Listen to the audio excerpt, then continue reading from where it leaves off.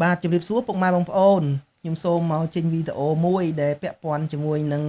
រោគត្អករោគស្រែងអីណាបងប្អូនបាទហ្នឹងហើយបងប្អូននេះបងប្រុសគាត់ថាបើសិនជាគាត់ព្យាបាលជាគាត់នឹងធ្វើវីដេអូឲ្យឥឡូវគាត់ធ្វើវីដេអូឲ្យមែននេះគាត់ថតតាំងពីកាលគាត់ប្រើថ្នាំញញដំបងបងប្អូនបាទវាទៅបឺតមេរោគនឹងចេញមកហើយគាត់ថាដែរគាត់ថាវាចេញមែនហ្នឹងហើយតែវាអត់តន់បាត់អាហ្នឹងវគ្គដំបងបាទបន្តមកទៀតមកខ្ញុំចេះតែប្រាប់គាត់ថាបងតស៊ូទៅមុខទៀតពូបងកំបោះបងចៅឥឡូវគាត់តស៊ូរហូតហើយគាត់ឆ្ងល់គាត់ចេះតែឆាតមកសួរខ្ញុំរហូតអញ្ចឹងបងប្អូនដែលគាត់មិនទាន់ព្យាបាលជាសូមមិនទាន់អាលយើងអស់សង្ឃឹមណាព្រោះថ្នាំហ្នឹងវាមានដំណាក់កាលវាព្រោះវាស្ថិតនៅលើមេរោគជាងទេ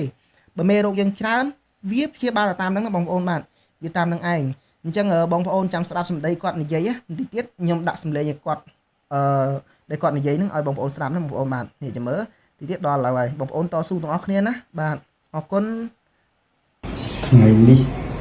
ខ្ញុំបានយកថ្នាំមកសាកមើលតើវាអស់មេរោគតអកនៅក្នុងដៃហើយឬនៅលើកទី1ខ្ញុំលាប10នាទីបន្ទាប់មកខ្ញុំបាញ់ទុកកន្លះម៉ោងអត់អស់ចេញខ្ញុំបាញ់ពីលើថែមទៀតចង់ដឹងវាអស់មេរោគហើយឬនៅឥឡូវបញ្ជាក់ថាមេរោគរំខាននៅក្នុងដៃនេះបានជាហើយអរគុណលោកគ្រូប្អូនទម្រាំដល់ជានេះគឺចំណាយពេលជិត2ខែ